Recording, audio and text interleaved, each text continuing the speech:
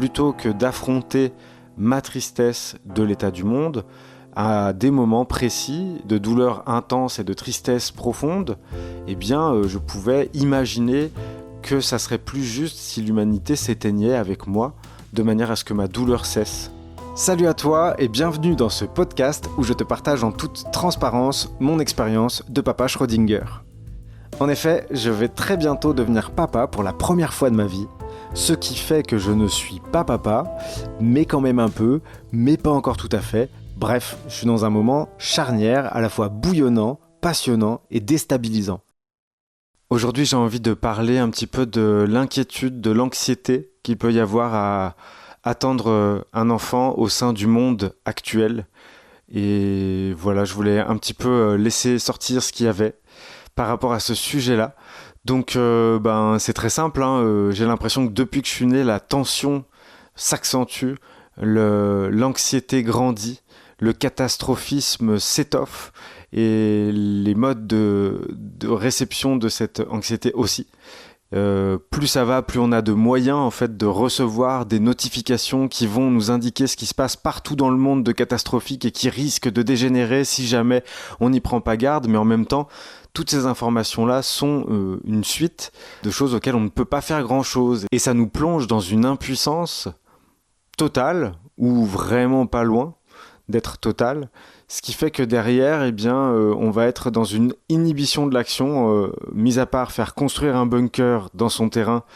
Et puis, qu'est-ce que ça va faire si jamais tout le monde est mort, nous on va survivre, et alors vivre sous terre jusqu'à on sait pas quand parce qu'on sait pas si on peut sortir.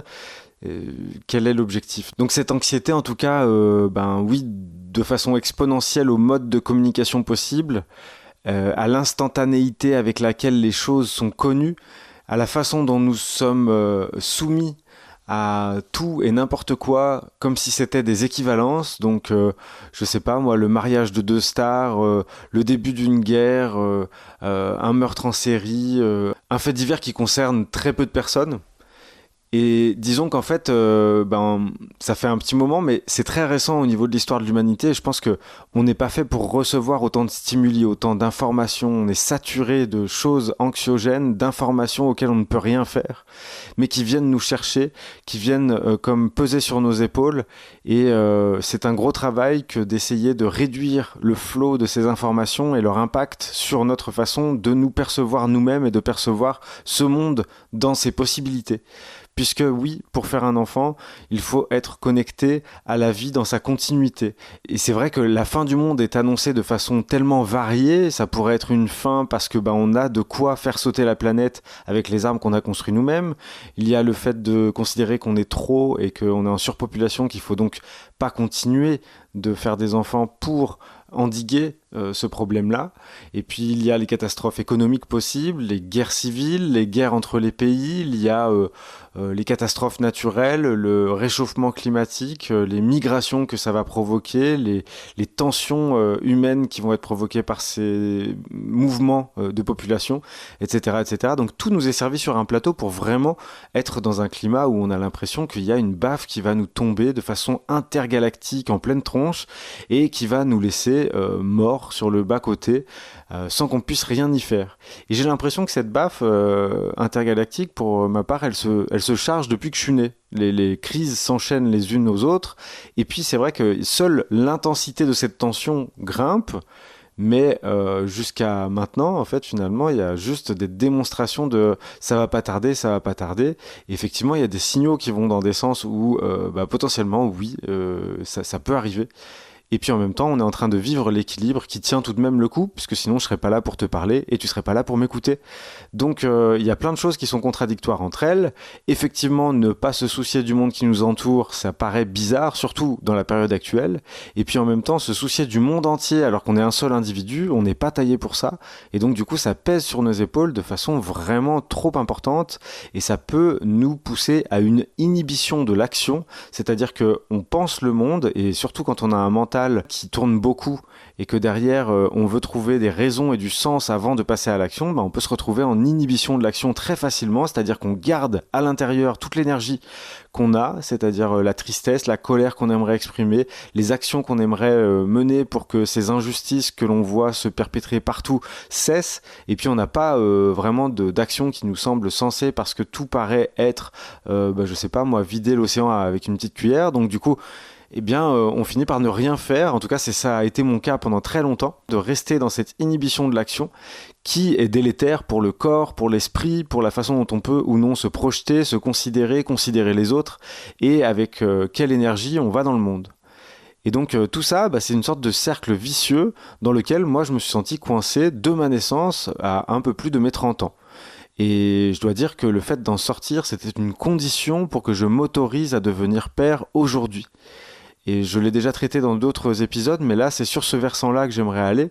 C'est-à-dire qu'en fait, je réalise après coup, je ne fais pas de vérité générale, hein, je témoigne de façon personnelle, je réalise après coup que tout cet alarmisme généralisé me servait à justifier de choses qui étaient à un autre étage bien plus vraies personnellement. Pendant des années, je me suis servi de ces catastrophes pour justifier mon choix de ne pas vouloir devenir père, de ne pas vouloir fonder une famille, en me disant je ne veux pas imposer ce monde à quelqu'un, je ne veux pas être responsable de l'aventure humaine, de l'incarnation d'un individu dans le monde actuel.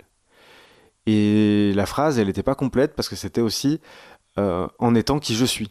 C'est-à-dire que je me considérais comme un mauvais guide au sein de ce monde-là, puisque je n'arrivais même pas moi-même à trouver mon propre équilibre. Un équilibre serein, sain, un équilibre avec de la légèreté, qui trouve plus d'énergie à être en vie que à ne plus l'être, en résumé. Et donc, du coup, pendant très longtemps, ça a été une lutte interne, mais surtout, j'ai perdu de vue presque le fait que c'était intérieur ce refus, que c'était parce que je me considérais moi-même comme une vie toxique, une forme de vie qui ne pouvait rien faire de bon, qui ne pouvait rien donner de bon au sein d'une humanité et d'une espèce qui ne pouvait rien faire de bon non plus. Donc j'avais du désamour pour moi-même et pour mon espèce.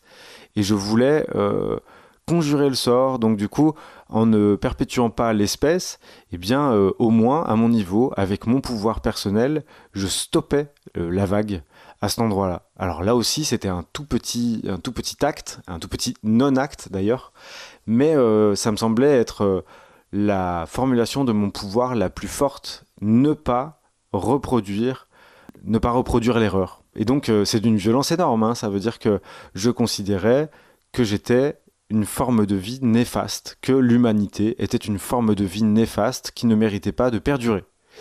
Et à ce titre-là, donc, je me mettais au-dessus de l'humanité pour juger cette humanité comme étant inefficace, comme étant inepte, comme étant préjudiciable, comme étant à éliminer. C'était ça que ça provoquait, c'est-à-dire tous ces éléments mélangés entre eux, c'est multifactoriel, c'est chimique presque, et on ne sait pas quel élément précède quel élément. Eh bien, chimiquement, ça donnait quelque chose qui essayait de s'annuler soi-même, sans passer par le suicide ni par le génocide, mais avec dans l'énergie des fois des pensées qui allaient dans les deux directions.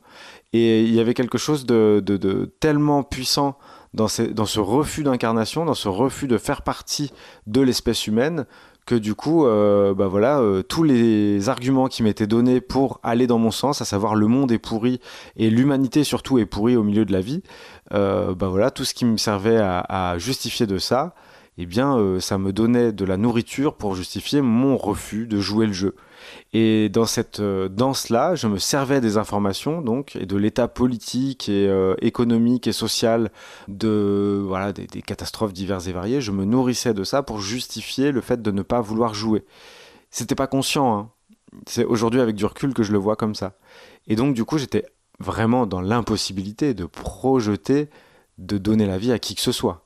Donc je voulais témoigner de ça pour dire qu'aujourd'hui, en fait, les choses ont bougé. En fait, il y a plusieurs étages. Maintenant, j'accède à plusieurs étages de moi. Avant, j'étais coincé dans un seul. Et donc, le fait d'accéder à plusieurs étages, il y a un étage où tout est parfait. Il y a un étage où, franchement, ça fait chier être un humain. Et il y a un étage où je suis heureux d'être un futur papa. Et où je vais tester, en naviguant d'étage en étage, de trouver ça le plus constructif possible et d'être le plus constructif et le plus alerte, le plus investi, le plus vivant possible à l'intérieur de tout ça. Aujourd'hui, je me considère comme étant une forme de vie tout à fait valable. Tout simplement, je suis heureux à l'endroit où la vie s'amuse à être moi. Et je trouve que c'est un point de départ formidable et le seul que je puisse trouver valable pour commencer une aventure comme celle-ci. Et évidemment, comme je vais mourir à moi-même pour renaître dans très peu de temps et que je suis déjà en train de le faire et d'amorcer cette mue, je ne sais pas de quelle nature sera cette mue et comment ça va tourner. Mais tout ce que je sais, c'est d'où je pars. Et je pars avec les pieds sur le sol, la tête dans les nuages, et puis le cœur au milieu, et l'envie de savoir ce qui va se passer. Donc l'anxiété du monde, on peut en faire plein de choses. On peut en faire un vilain méchant loup qui fait qu'il faut rien faire et qu'il faut pas jouer. Et ça, je jette pas le discrédit là-dessus. Je peux tout à fait m'y relier. Et je trouve ça valable. Effectivement, le monde est en train de courir à sa perte d'une certaine façon. On peut regarder ça de plein de manières différentes et en arriver à cette conclusion. Et d'une autre façon, on peut considérer que on est en train de vivre là actuellement. C'est un équilibre qui fonctionne puisque on est en vie. Je ne suis pas en train de dire que c'est exactement comme ça qu'il faut continuer, mais c'est exactement comme ça que c'est, et c'est très bien comme ça. En tout cas, j'arrive à le considérer comme étant quelque chose de très bien. Et je comprends toutes les personnes qui ne seront pas d'accord avec ça. Je n'impose pas mon point de vue, je donne mon témoignage personnel, de manière justement à pouvoir évoquer la trajectoire de je ne veux pas d'enfant pendant plus de 30 ans et puis finalement au bout d'un moment, je vais bientôt être papa. Et cette contradiction magnifique qui n'a pas attendu finalement que le monde aille mieux pour y aller, mais qui a attendu que la vie soit plus joyeuse à l'intérieur de lui pour se l'autoriser et pour penser que c'est une bonne idée. Il y a plein de gens qui n'ont pas besoin de ça, qui n'ont pas besoin d'être en paix avec eux-mêmes pour fonder une famille. Il y a plein de gens qui n'ont pas besoin de se chercher une raison de vivre pour faire des enfants et qui d'ailleurs trouveront une raison de vivre parce qu'ils ont des enfants. Ça existe aussi et puis c'est pas grave, c'est très bien. Tout le monde va trouver en fait sa manière de faire les choses et c'est très bien comme ça. Et j'aimerais aussi ramener ça sur le fait de reconnecter avec la lignée. Donc je reconnecte avec la lignée maintenant que j'ai connecté avec moi. Et c'est vrai qu'à une époque où il n'y avait pas autant d'informations, de stimulation qui nous disaient le monde va mal et court à sa perte et c'est comme ça et tu peux rien y faire parce que de toute façon où que tu regardes c'est la merde. À une époque pas si lointaine, les gens étaient branchés sur cette dimension de la lignée avant même d'avoir conscience de leur individualité. Et donc, la continuité était beaucoup plus naturelle. C'est pas qu'ils étaient moins heureux ou plus heureux que nous, ils étaient dans un mode de vie différent, et dans ce mode de vie différent, la lignée était pratiquement fournie avec la naissance. Le fait de continuer la lignée, c'était quelque chose qu'il était difficile de remettre en question parce que tout simplement c'était le récit collectif le plus robuste à ce moment-là. Et là les récits collectifs se percutent les uns les autres et dont celui de No Kids qui est un mouvement où les gens ont décidé de ne pas faire d'enfants, ce que je peux tout à fait comprendre et je n'ai pas du tout envie de jeter l'opprobre sur ces gens-là. Je me relie à eux et je comprends dans quelle mesure on peut en venir à cette conclusion. Ce monde est chaotique, incertain, ce monde est menaçant, et complètement fou, déréglé à plein d'endroits, mais c'est aussi celui-ci qui me permet de pouvoir me poser les questions que je me pose et d'avoir les réponses que je trouve. C'est-à-dire que je peux me renseigner de tellement de manières différentes, donc plutôt que de laisser l'information me tomber dessus et les stimulations me lacérer en me disant que ça va mal partout, je décide que mon attention va se consacrer à la multitude des informations qui peuvent me faire comprendre qui je suis et comment faire circuler la joie à l'intérieur de moi de manière à devenir une version de la vie qui se célèbre elle-même quand elle se lève le matin et quand elle se couche le soir et quand elle vit la journée, quand elle vit la nuit et puis qui essaye au maximum de faire de cette expérience quelque chose de léger Et un mariage entre ces deux mots que j'aime beaucoup, c'est un jeu sacré. Et donc du coup, à ce titre-là, quand mon enfant arrivera, ce sera une nouvelle dimension du jeu sacré qui va commencer. Et je m'en réjouis vraiment très fort. Donc malgré ce monde chaotique, eh bien je suis vraiment très heureux d'avoir accès à toutes les informations que je peux contacter grâce aux nouveaux modes de communication. Et ces modes de communication eux-mêmes qui me permettent de faire le métier que je fais aujourd'hui, à savoir accueillir des gens en séance et bien souvent en visio parce que ce sont des gens qui habitent trop loin pour qu'on puisse se voir en présentiel, et puis de partager le fruit de mes réflexions et de mon parcours avec toi aujourd'hui dans ce podcast. Voilà, c'est ce que je voulais dire sur le sujet aujourd'hui. Donc merci à toi d'avoir écouté cet épisode jusqu'au bout. N'hésite pas à le partager autour de toi, à tous les papas et toutes les mamans Schrödinger que tu connais, et les parents en général qui ont peut-être perdu contact avec ce moment unique, à la fois important et déroutant. Tu peux mettre un petit pouce en l'air si ça t'a plu, t'abonner à la chaîne bien entendu. Je te souhaite une merveilleuse expérience et je te dis à bientôt. Salut!